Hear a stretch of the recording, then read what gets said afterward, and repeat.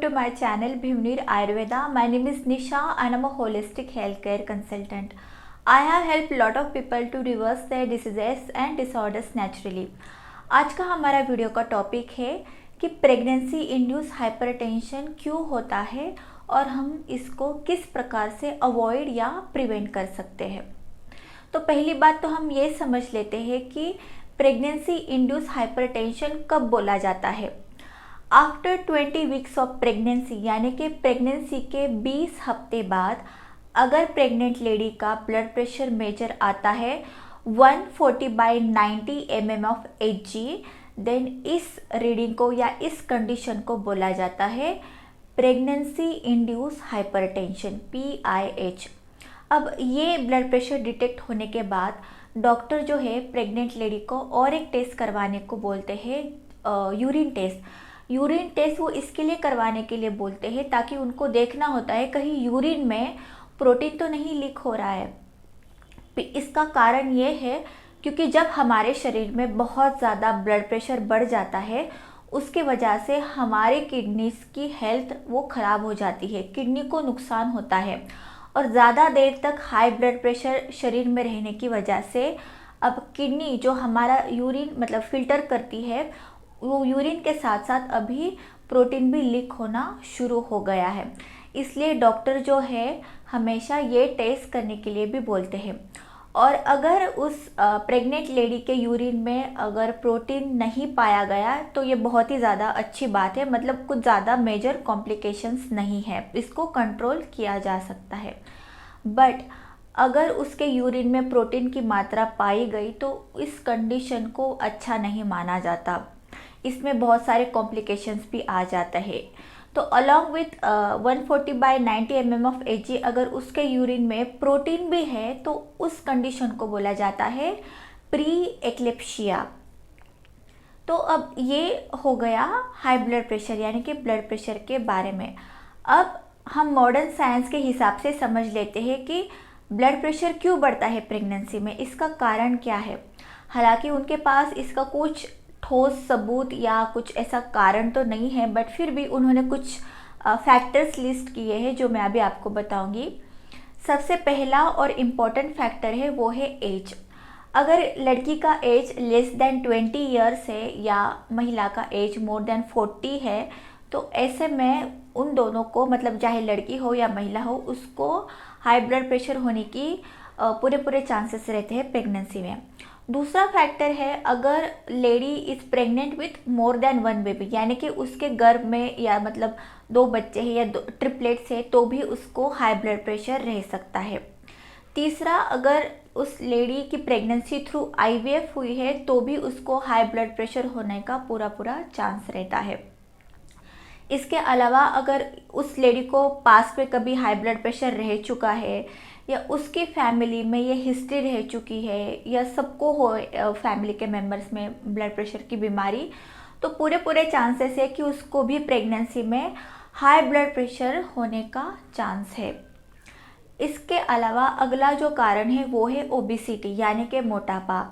अगर उस लड़की का वज़न ज़्यादा है, अपने हाइट के अनुसार नहीं है, अपने हाइट से ज़्यादा है, तो उस लड़की को या महिला को भी हाई ब्लड प्रेशर रहने का पूरा चांस होता है। इसलिए हमेशा बिफोर प्रेगनेंसी उस लड़की को या महिला को अपना वेट जो है रिड्यूस करना चाहिए अगर एक्सेस है तो। ज़्यादा फैट्स होने की वजह से हमारे शरीर में इंसुलिन रेजिस्टेंस बढ़ता है और हमारी जो ब्लड वेसल्स होती है वो अच्छे से डायलेट नहीं हो पाती है, इसलिए ब्लड प्रेशर बढ़ता है इन ओबीज वुमेन। अगला जो कारण है वो है डायबिटीज़ यानी कि शुगर। अगर किसी लड़की को मतलब ऑलरेडी डायबिटीज़ है और वो वैसे ही प्रेग्नेंट हो गई तो देयर आर चांसेस कि उस लड़की को during the pregnancy high blood pressure detect हो सकता है। अब डायबिटीज़ की वजह से किस प्रकार से ब्लड प्रेशर बढ़ता है, डायबिटीज़ का क्या संबंध है ब्लड प्रेशर से, इसका पूरा स्पष्टीकरण या एक्सप्लेनेशन मैंने इस वाले वीडियो में ऑलरेडी बताया है। तो अगर आप चाहें तो ये वीडियो देख सकते हैं to understand how diabetes is responsible for causing high blood pressure. I will share the link in the description box. तो अब ये हो गया, ये जितने भी कारण मैंने आपको बताए कि आईवीएफ है, ओबेसिटी है, डायबिटीज़ है, या एक से ज़्यादा बेबी है, ये जो सारे कारण हैं ये है as per modern science. Modern science के हिसाब से इन कारणों की वजह से प्रेगनेंसी में ब्लड प्रेशर हाई हो सकता है। अब हम समझ लेते हैं कि आयुर्वेदा इसके बारे में क्या कहता है। क्या हम इसको प्रिवेंट कर सकते हैं या इसको ठीक कर सकते हैं अगर डिटेक्ट हुआ तो वो चीज़ अभी हम देख लेते हैं। तो सबसे पहला आयुर्वेदा एक चीज़ बोलता है, because Ayurveda always believes in prevention. तो आयुर्वेदा में ये बताया गया है अगर कोई कपल प्रेगनेंसी प्लान कर रहे हैं तो सबसे पहले उनको अपने शरीर में जो दोष है या जो बीमारियां है उसको ठीक करना है। उनको अपनी अग्नि यानी कि डाइजेशन यानी कि पचन शक्ति के ऊपर काम करना है। बिकॉज प्रेगनेंसी में अभी वो जो गर्भवती महिला है उसको ज़्यादा खाना पड़ेगा थोड़ा सा as compare to her normal food, इसलिए पचन शक्ति के ऊपर भी ज़्यादा ध्यान दिया गया है आयुर्वेदा में। तो सबसे पहले प्रेग्नेंट जिसको भी वुमन को प्रेग्नेंट होना है, पहली बात तो she should go through the body detox procedure as per Ayurveda. जो भी शरीर में हेल्थ इश्यूज है, be it thyroid, diabetes, blood pressure, psoriasis, जो भी बीमारी है, सबसे पहले आप उसका ट्रीटमेंट लीजिए, अच्छे से बॉडी डिटॉक्स कीजिए and then you plan for a pregnancy, ऐसा आयुर्वेदा में बताया गया है। जबकि ये सारी चीज़ें आपको मॉडर्न साइंस में देखने को नहीं मिलेगी। उनका साइंस खैर अलग ही टाइप का काम करता है। उनमें तो ये बताया गया है कि आप प्रोटीन पाउडर खाओ, ये सब खाओ and all that stuff. But remember, अगर प्रोटीन पाउडर या आयरन सप्लीमेंट्स या फोलिक एसिड जो भी सप्लीमेंट्स दी जाती है प्रेगनेंसी में, वो भी पचने में भारी हो जाता है एक प्रेग्नेंट लेडी को अगर उसकी पचन शक्ति ठीक नहीं है तो। और जो भी चीज़ हमारा शरीर पचा नहीं पाता, बीट मेडिसिन और फूड, तो वो आगे जाके टॉक्सिन्स यानी कि विष में कन्वर्ट हो जाता है और फिर यही चीज़ आगे जाके फिर वो बच्चे को या प्रेग्नेंट लेडी को दोनों को भी हानिकारक या नुकसान पहुंचा सकती है। Now coming to the diet plan कि आयुर्वेदा में क्या डाइट बताया गया है। तो जितने भी 9 महीने हैं प्रेगनेंसी के, उसमें आयुर्वेदा में बताया गया है कि प्रेग्नेंट लेडी को हर रोज़ 9 महीने तक दूध, घी, नवनीत यानी कि मक्खन, ये तीनों चीज़ उसको प्रतिदिन खानी है। अब ऐसा क्यों बोला गया है आयुर्वेदा में? बिकॉज ये तीनों चीज़ें, मिल्क यानी कि गाय का मिल्क, स्पेशली घी, गाय का घी, और नवनीत यानी कि मक्खन, ये तीनों जो चीज़ें हैं, ये तीनों चीज़ें एज अ रसायन यानी कि बल्य यानी कि ताकत देने का काम करती है प्रेग्नेंट लेडी को और उसके गर्भ को, दोनों को। लेकिन मॉडर्न साइंस भी यही बोलता है कि आप दूध लो, फल खाओ, ये सब। लेकिन यहाँ पे एक छोटा सा चेंज है, वो ये है कि आयुर्वेदा बोलता है कि जो पानी, पीने का पानी और जो दूध बताया गया है आयुर्वेदा में एक प्रेग्नेंट लेडी के लिए, वो मेडिकेटेड है and not a normal milk और water that you consume. That's because हमारे ऋषि मुनियों को ये पहले से ही ज्ञान था कि प्रेगनेंसी में कॉम्प्लिकेशन हो सकते हैं। प्रेग्नेंट लेडी का मतलब अच्छा सा प्रेगनेंसी हो, बेबी अच्छा डिलीवर करे या माँ की भी सेहत ठीक रहे, इसके लिए पहले ही आयुर्वेदा में हमारे ऋषि मुनियों ने ये लिखा है कि देयर आर सर्टन हर्ब्स इन आयुर्वेदा जो एक्चुअली में ब्लड प्रेशर को प्रिवेंट करती है। मतलब जो भी प्रेगनेंसी के कॉम्प्लिकेशन है, शुगर है, ब्लड प्रेशर है या कोई भी बीमारी है, सूजन है, चक्कर आना, उल्टी आना, ये सारी चीज़ों को वो ऑलरेडी प्रिवेंट करते हैं। अगर आप मेडिकेटेड वाटर या मेडिकेटेड दूध यानी कि मतलब सिद्ध किया हुआ दूध अगर पिया जाता है प्रेगनेंसी में, तो उस लेडी को ये सब कॉम्प्लिकेशंस नहीं होते हैं। आपने देखा होगा जो प्रेग्नेंट लेडी होती है उसको पहले 1 या 2 महीने तक कांस्टेंट वॉमिटिंग या नोजिया रहता है। वो इसलिए रहता है क्योंकि उसके शरीर में अब पित्त बढ़ने लगा है और इसीलिए उसको कोई भी अगर आप हेवी खाना दोगे, रोटी, चपाती, सब्जी, तो वो पचा नहीं पाएगी और वो ठीक भी नहीं रहेगा। इसलिए आयुर्वेदा में बताया गया है कि उसको डे 1 से अच्छे से दूध, मक्खन, घी खिलाओ, मेडिकेटेड दूध, if required then medicated water also like लाजा वाटर एंड ऑल। तो ये सब चीज़ें बताई गई हैं।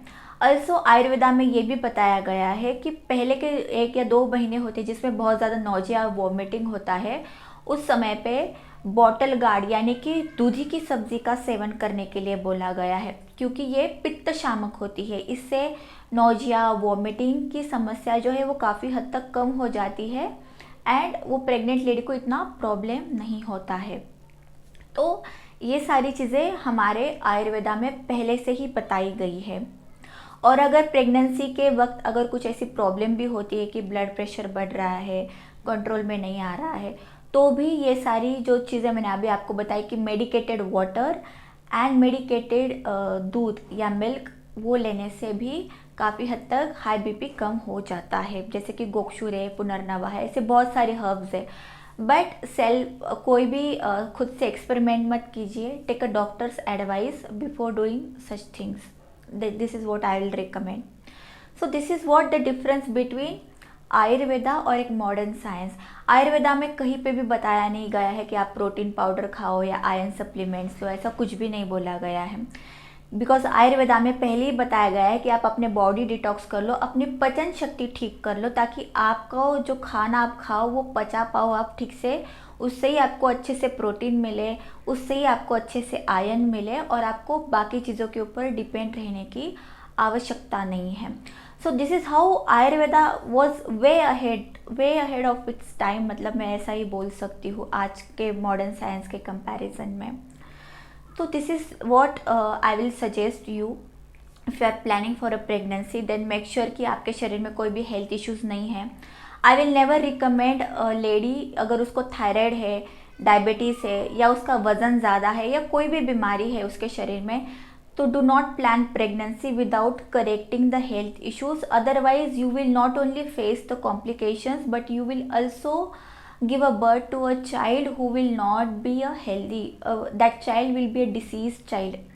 अगर आप देखोगे आजकल के जो बच्चे होते हैं वो बहुत ज़्यादा चिड़चिड़े हो गए हैं, कहना मानते नहीं हैं। Autism, down syndrome, mentally challenge, physically challenge, ऐसे बहुत सारे प्रॉब्लम आजकल बच्चों में बहुत ही ज़्यादा कॉमन हो गए हैं। इसलिए माय रिक्वेस्ट इज़ कि प्लीज़ फॉलो आयुर्वेदा की दिनचर्या के हिसाब से चलिए, ताकि आपको ये सारे कॉम्प्लिकेशंस फेस ना करना पड़े। आई होप आपको आज का ये वीडियो अच्छा लगा होगा, इन्फॉर्मेटिव लगा होगा। If yes then please share it with your family and friends. Thank you.